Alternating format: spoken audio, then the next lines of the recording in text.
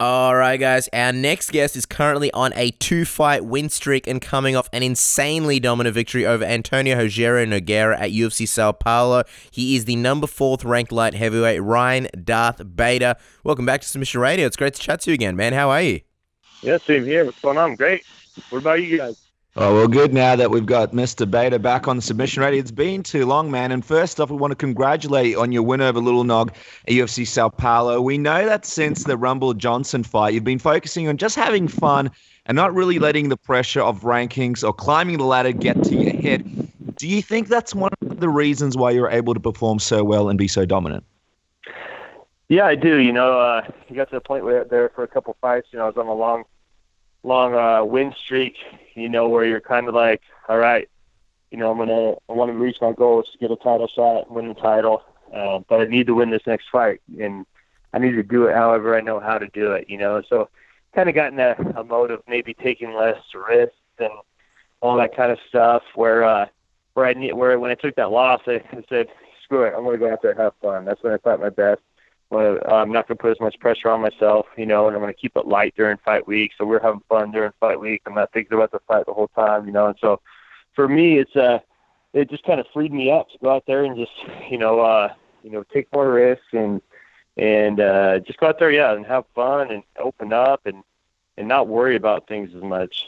All right, well, Ryan, let's talk about the big story heading into your fight and also afterwards. You decided to fight out your UFC contract and become a free agent. As we speak, are you currently still a free agent, or have you signed any contracts?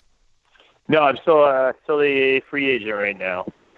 And over the next week or so, we're going to see kind of what what we're doing and what not, as far as if we're going to take any offers elsewhere, get an offer from the UFC, all that kind of stuff. So we haven't gone there yet. We're in the preliminary stages of it, so just kind of waiting right now. So. And we'll see what happens. So we're kind of waiting for that light heavyweight title fight to happen, but obviously that's pushed back. So we started the process a little earlier than expected. I'm curious, Ryan, with the negotiations, was it you or the UFC who are sort of waiting to offer you your next deal? Because a lot of people are talking about the fact that depending on what happens to the light heavyweight division, and what's going on with the rankings, you're a huge asset to the UFC, especially depending on how the fights play out, especially if DC beat Johnson once again, and that set up a potential DC Ryan Bader fight. Do you know if that's what sort of delayed the negotiation process a little bit? No, it was, they usually come to you with one fight left, so they offered us something for us it was just one of those things where we looked at it and said, well, we didn't really even counter. We just looked at it and said, we're going to fight it out because it's pretty much the same contract that we had, a little bit more, So we just said, hey, why not? Let's just fight it out. So it was our decision, and so we're just in the process right now of just kind of figuring out what we're going to do. I'm wondering, you're in the early stages, but have you had any other organizations reach out to you yet? Without getting into specifics or anything like that, there's been interest for sure. I can't really talk too much about it, until stuff is all done and finalized and whatnot. But there's definitely interest out there. So, like I said, we're in the preliminary stages right now. We're kind of seeing, we're talking to the UFC. It's one of those things where we get an offer from the UFC. Or do we go out and test free agency? So we're in that stage right now. I'm curious, Ryan, because there seems to be a bit of a change in the landscape of MMA. I mean, we were talking to Luke Rockhold before. He did a similar thing to you where he was unhappy with his contract. We see what's going on with the association, with the new Fighters Athletes Association, that the announcement was made. And, Tim Kennedy's on the show. Cole Miller's on the show this week. There's a real sentiment going around that fighters aren't just going to sort of take what's giving to them and sort of not speak back, but ask for a little bit more. You mentioned how that last offer wasn't really something that you guys thought was probably, the best. How long have you been sort of considering being a free agent? Was it when that offer came across your table, or even before that last fight came around and the UFC came to you? Were you already thinking about the possibility of becoming a free agent and testing the market after seeing what some of these other fighters were being able to do? That's always there in your mind, especially when you see some other fighters go over, like your Ben Hendersons, your Roy McDonald's, and whatnot. And then going to other different organizations and people testing out, free agency, even coming back, like Gil Melendez, and UFC has a right to do that. So it's always there in your mind. So I'm not going to say that it wasn't there in my mind. It was just, we're under contract, and when you look at a 3-fight contract, 4-fight contract, it seems like a long time. But it snuck up on me because I had the one with Ilir Latifi, and then got offered a short notice fight with Lil Nog, and so it was 2 fights within 2 months there. So it was pretty quick turnaround, and so it happened sooner rather than later. And so obviously we were thinking about it. I was thinking about it going into the Latifi fight. And then afterwards, we knew what we were going to get offered pretty much. It was kind of a standard deal there, what they usually do, so we got the offer that we expected to get, and it was just one of those things where we said, well, it's just basically a continuance on my current contract. So, we're going to just fight it out and kind of see what goes on from there, and it wasn't necessarily like, all right, we're going to do this so we can leave the UFC. It was more so like, let's better myself a little bit. Let's see what happens, and either see what's out there or get a better contract going on. And I mean, you betting on yourself, it seems like it would have paid off well because you had a great performance against Lil Nog. A lot of people sort of thought it looks like a guy who's fighting like he's trying to get a bump in his contract and definitely deserves one. Just wondering, I know you're in the early stages, but have the UFC sort of gotten back to you since that fight? Have they offered you anything else, a new offer or contract? Oh, not yet. I believe we're dealing with that right now, and I believe yesterday he kind of asked for something, and so we'll see. That's why I kind of said we're like real early in the preliminary stages of this whole process, and so we'll see what happens going into the next couple of days, because I believe yesterday he kind of asked him. So we'll see. I really don't know where I'm going to go from here as far as if I'm leaving, if I'm staying. That depends. I gotta look at the numbers. I gotta see, where my heart is. It's not just all about money. There's some different stuff in there too.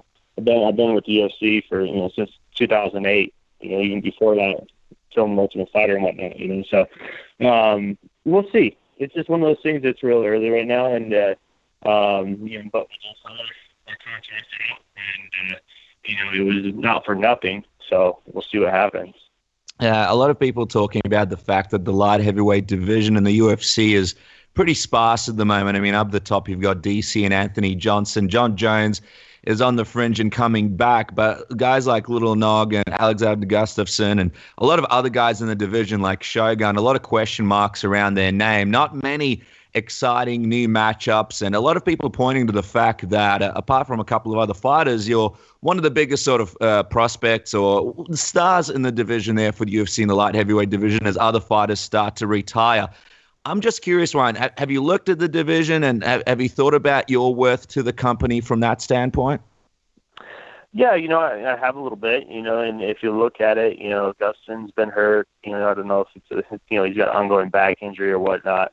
And he's had these shots, he's had these title fights, and I don't know his record in his last 5 fights, but it's not that great, and you look at Anthony Johnson, he deserves a shot. You look at John Jones, who's out.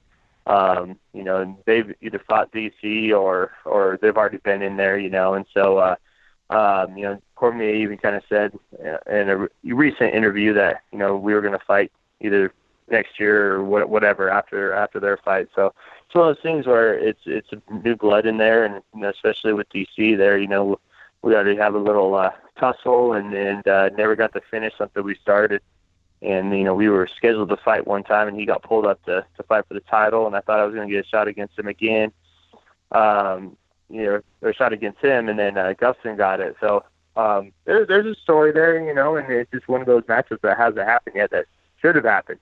So if he goes out there and wins it and keeps the title, I definitely see that as a new marquee fight. So yeah, if you look back at the division, there's guys that are older in there. They've been in the sport forever, legends, but they're getting older. They're getting injured more and more, and so it's and you don't see a lot of new blood coming in. Yeah, for sure. You mentioned before about how, some of the things that are important to you, it's not just about money. It's, obviously the fact that you've been in this sport and in the UFC for so long. I'm also wondering, sort of, is UFC gold still as important to you as it's always been? Because, we see a lot of fighters moving away from that as a priority in favor of, say, bigger paychecks, ways to provide for their family and, earn what they feel like they deserve. And, in general, I think a lot of fighters these days, they sort of seem a little bit disillusioned with the pursuit of a UFC title. Yeah, I can see that, and I see what you're saying. UFC title used to be something where there's a clear path of what you had to do to go earn the title shot and whatnot. Now it's kind of up in the air. You have guys that are ranked number 13 getting title shots, guys that are getting title shots off of knockout losses in their last fight. You're getting random people just thrown in based on popularity or their following or who they want to put in there. So it's just one of those things where it's the sport I come from in wrestling, we have a bracket. Or if you played football, and you're in the playoffs, if you win, you move on in the bracket, and until you finally are in the finals, and then you become champion if you beat that other person in that finals, And so, but it's not like that. It's more, kind of an entertainment deal now. So I can see, even for me, that it's lost that that luster a little bit. So it's not. I'm not 100%. I get the question a lot. Will you be disappointed if you never get UFC title? And my answer is no. I've had a great career, and I'm going to continue to have a great career. I've been around the world. I've fought in front of new markets, new people, new countries, and all that kind of stuff. And so right now, it's more of when I was saying I was going out there and have fun. It's more of that mindset of going out there, yes, getting a better paycheck, going out there and having fun, having bigger fights and not worrying about it as much. And that's when I fight my best and I can be more entertaining, which in turn, will garner you that title shot and whatnot. So I'm just kind of keeping my head down and looking at it, approaching it a little differently. It's interesting how you mention that because obviously you were on a huge win streak. A lot of people pegging you to get a title shot. You lost the fight to Anthony Johnson, but a lot of people suggesting you could have gotten a title shot before that. So I'm wondering, Ryan, when you look back at your time in the UFC, I mean, you won the Ultimate Fighter. You've done so much with the company, but were there also points of frustration where they really could have pushed you and given you that title shot and not made you have to fight after fight after fight after fight and giving you that push like they did other fighters? And is there any sort of frustration with that, the fact that you never really kind of got that shot? Yeah, you do. You do have some frustrations there, and it is what it is. I wish, things worked out differently and I got a title shot after, the winning streaks and all that kind of good stuff. But I'm not one to look back and dwell on it. That's why I've always bounced back on my losses and say, screw it, let's move on and go forward. And so that's kind of where I'm at. There's times, you look back and you feel slighted here or there for 100%. I'm wondering, UFC obviously took a major blow, and you mentioned this before, when the main event between DC and Rumble fell apart. Did the UFC contact you at all about potentially filling in for Cormier, or did you put your hand up for the Rumble rematch in any way? They didn't contact me. I told my manager to put her name in, if the money was right or whatnot, and it's different than going in there and just saying, I'll take a fight when you're under contract. We would have to work out a whole new contract. And, make sure I was happy, not with only that fight, but the fights going forward after that and whatnot. You'd have to negotiate, if you go in there and win the interim title, if that was the case, or a regular title, where you go from there. And so there's a lot of work to be done, I told the manager to do that, and he kind of got back to me and said they were talking to Musasi, and then that AJ was going to wait for Cormier. I mean, you've been a guy that's been chasing the belt for a long time. I'm just wondering, what did you think of the whole situation where the fallout of the DC Rumble fight essentially led to a championship belt being taken away to make room for an interim title fight in order to supplement a pay-per-view card? Were you a fan of this move that the UFC did? Now, what was it again? I'm sorry. So Conor McGregor's title got taken away basically, and now Aldo versus Holloway is for the interim title, while Aldo is the champion. What did you think? What did you think about the UFC making that move to sort of make sure that this pay-per-view event gets decent numbers now that DC and a Rumble was off the card? Oh, gosh, I didn't know they were on that card. Yeah, I mean, it is what it is. I mean, they're entertainment business, and they're going to go in there and try to make those pay-per-views strong. I don't know. He goes in there. McGregor went in there, won two titles at two different weight classes. And it wasn't like it was a split decision or anything like that. So that one's a little tough. Especially when there's other champions out there that haven't defended their belt in as long or longer time than he has. So I'd be pissed if I were McGregor, but at the same time, there's a lot of people vying for those spots. There's a lot of guys that deserve to be fighting for those spots too. And if you're defending two different weight classes, it's going to take time. It just is what it is. You can't come back and defend two belts like that and prepare properly in the amount of time that they would want you to. So I also see both sides of that. Because I also see the pack of fighters deserving to get a shot, at 145 and at 155, Mm-hmm. Ryan, we got to get your thoughts on something that sort of shook things up in the MMA world a few days ago, and that was obviously the big announcement of the MMA Athletes Association. You got guys like, GSP and Tim Kennedy and TJ Dillashaw and Bjorn Rebney, Cowboy Cerrone, Cain Velasquez. I think that's all the guys, but what do you think about this MMA Fighters Association? This is the third big one now in sort of a recent while. What was your reaction? I mean, especially being a guy who's sort of, in the middle of discussing contracts and what he's worth and things like that. How did that sort of resonate with you? Yeah, when I first saw it, I'm actually good friends with Cain Velasquez. I didn't know he was part of the association or anything, but my first reaction was, man, these are some big names. There's been other organizations or associations in the past that kind of popped up, but I don't feel like they ever got any traction. But this one looks like, it will, and you have a lot of big name guys in there, right off the bat, and it's one of those things. It needs to happen, sooner or later. It's inevitably going to happen. You have a lot of guys in this sport, and you're seeing it kind of now. I see it as far as being in the sport for 8-9 years and being in the UFC for 8 years, basically. That whole generation, it's usually a 10-year generation of fighters. You saw the early one going back to from the Ultimate Fighters and stuff when that first came on to kind of mine. We're looking at it like you're saying, like Cole Miller and all those kind of guys, the GSPs and whatnot. He's getting scanned even more so. But you're kind of seeing these guys retire and be at the end of their careers and kind of being unhappy because they don't have this, they don't have that, or whether it's a healthcare or some sort of retirement deal or little stuff, and so it needs to happen, and I believe it's a step in the right direction for sure. Is that kind of one of the things that's one of your biggest, I don't know if I'd use the word concerns, but one of the things that you're trying to sort of take care of in this new contract, in this new deal, so that you don't end up like a lot of the other guys, like say Cole Miller, who's unhappy with his situation, and other fighters in the past who sort of have ended up with nothing? Absolutely, and I'm one of those guys that's like right there in the middle. I make decent money, but I'm not making the champion money or anything like that, and I get that. If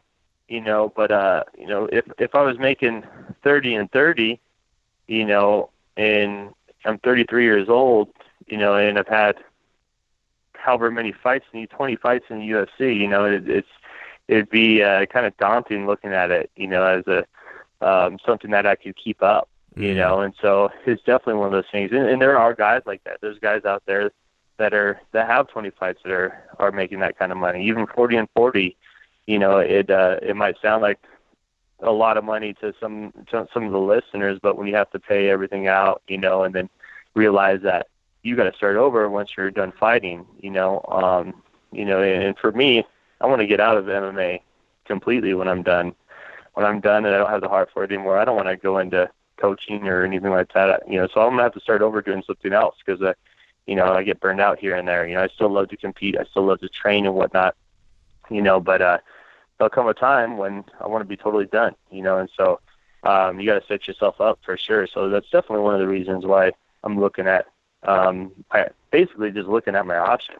It got to a point where it's kind of taboo and everything now to fight your contract out and see what you're worth, because we kind of had that pressure put on us throughout our whole career, and UFC kind of puts that pressure on you a little bit. So yeah, all I'm doing is just fighting it out, seeing what I'm worth, and just like anybody else, like any other athlete in any other sport, and so but it's done a little bit more now, but it used to not get done at all. And when they did, everybody kind of gasped and said, "Oh man," So just kind of one of those weird things.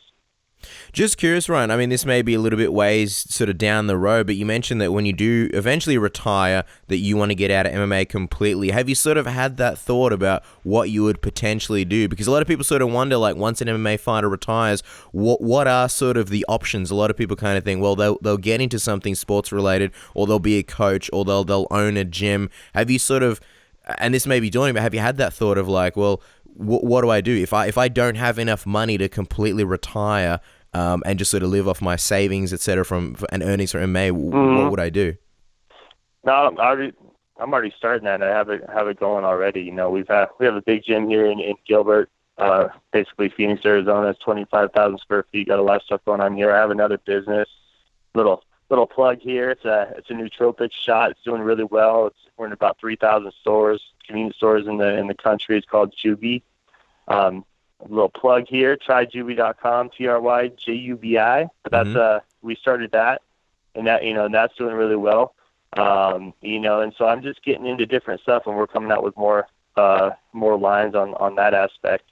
And so I'm already doing that. I'm not one of those guys that likes to sit around and I go to the gym and then I go home and nap. I go to the gym, I get my training in the morning, I go to our office, I do what I need to do, I come back, I train, for my second and third training of the day, then I go home and have 3 kids. I always like to be busy and doing stuff. So I'm setting it up now, so those 2 things are doing really well, and I plan to just continue being an entrepreneur and getting into different things. Yeah, exciting times, Ryan. I mean, people need to check out your new business. It sounds very good. I just want to quickly circle back to when you said Kane was a friend of yours when you found out about the association. Do you anticipate that you might give him a call just to find out a bit more information about this? Because during the conference call, I think a lot of fighters said that not enough information was sort of explained. They skimmed over a lot of different parts. Do you anticipate yourself giving him a call just to see what exactly this whole thing's all about? Yeah, for sure. It's scary for fighters because you look at it and you go, okay, it's great. We have, those big names in there, and we're starting this conversation. We're starting this whole deal. But, what's going to happen? What's going to happen going forward? What's your plans? What actions are you going to put into play here? What's the first step? What's the second step? What are you guys trying to get out of it? Things like that. Are you trying to gather fighters and what's going to, basically what's going to be the play, how are you going to get this accepted? Basically when it really boils down to is how are you going to get that accepted by, basically the UFC, and so, I know it's just getting people on board and all that, but I'd love to hear the steps on that plan. All right, Ryan. Well, look, as we let you go, and by the way, it's been fantastic chatting with you. As we let you go, what's sort of the rough time frame? Because a lot of fans are wondering, what exactly is going on with you? When will we sort of gain clarity on sort of where you're going, whether you stay in the UFC, or whether you're, really going to sort of get deep into the free market? When do you sort of foresee this sort of being completely resolved? Are we waiting till after the title fight? What's sort of the time frame? No, I would say before that. They don't even know when the title fight's going to happen, so I'm not waiting that long. So what we're going to do is we're going to go see what the UFC wants to do, what they kind of want to offer. If not, we'll ask to be kind of released from the kind of low waiting period, so we can go get our offers elsewhere and bring them back and see if UFC wants a match or whatnot. So I would hope this be resolved by sometime before January, or at least in January sometime. So I'm hoping sooner rather than later. Wow. Well, I guess we'll be penciling in another chat with you soon and finding out what the latest is. Any chance that with a newly signed contract and a step in an exciting new direction, you'll be finally announced as Ryan Masturbata? I know we've talked about that a lot of times, Ryan. I know. I need to do it. I'll do it sometime. I told you once before my career ends, I'll get it in. All right, just checking that the promise is still valid. Guys, there you go. Don't forget to follow him on Twitter and Instagram at Ryan Bader. A lot of fun stuff going on there. We all remember the incident where your four-wheeler essentially blew up in the desert. So there's a lot of reasons to check that out. Ryan, we really appreciate you taking the time to come over and chat with us. We always love chatting with you. And as we let you go, feel free to give another plug to your Great Nootropics business. Yeah, it's Tryjubi. It's TRYJUBI. It helps with stress relief, but it also helps with focus. So it dials you in, will take away any stress, makes you feel like the man or the woman, get stuff done. So check that out.